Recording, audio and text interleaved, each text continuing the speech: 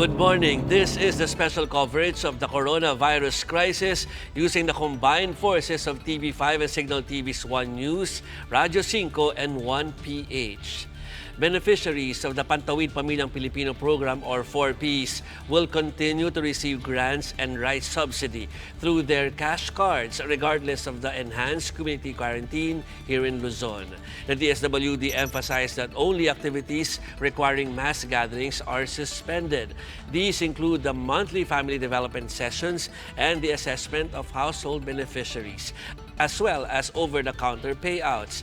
The agency is still exploring alternative ways to distribute the dole-outs to beneficiaries who have yet to receive their EMV cash cards. But those who already have their EuroPay, MasterCard, or Visa cards, you can withdraw cash on March 24, 26, 28, and April 4.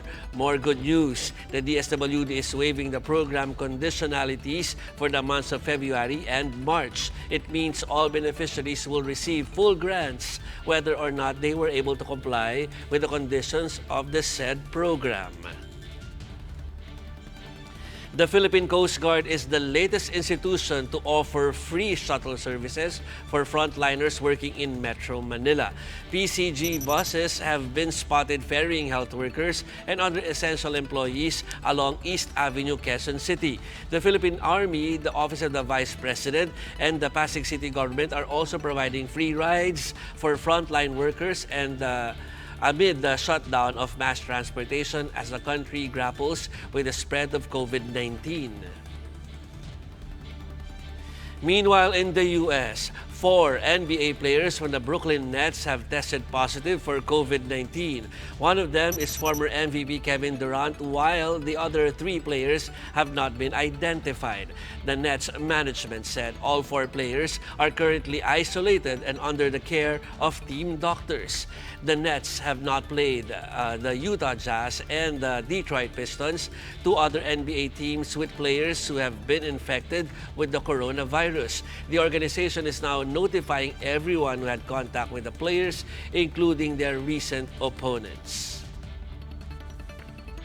A Pennsylvania distillery owner grew increasingly angry while watching the price of hand sanitizers skyrocket in the U.S. So he decided to do something about it.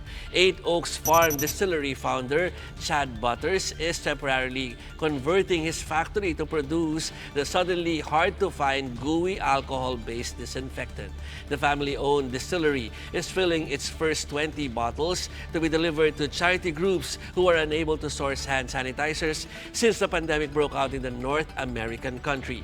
Butters, a retired Army chopper pilot, said he was disgusted with resellers and peddle sanitizers online at much higher prices. He's now seeking donations to sustain his pivot to disinfectants. The Interagency Task Force tweaked the guidelines on international flights. Now, OFWs, balikbayans, and foreigners may fly out of the Philippines through any hub in Luzon anytime in the month-long quarantine period. But they should only travel to airports within 24 hours of the date and time of departure. They should also bring with them supporting documents such as tickets, boarding passes, or flight itineraries to show to authorities manning checkpoints. They will be allowed to travel to airports in a private car. They may be accompanied by 1 person. Again, that's just 1 person. The companion should also hold a copy of the passenger's ticket or itinerary. OWA will provide transport services for returning OFWs from the international airports to their destination. Earlier, the government barred all international flights starting March 20, 2020. If you think you're suffering from any symptom of COVID-19, please call this number, 02-894-26843. Again, that's 02-894-26843 or 894-COVID. If you're a PLDT or Smart subscriber, you can also dial 1555 on your phone. Please take note of these very important numbers. That's the latest on the enhanced and expanded community quarantine in Luzon. For more updates, follow News 5, The Philippine Star, and Business World Online. I'm Joey Francisco. We are 1 News.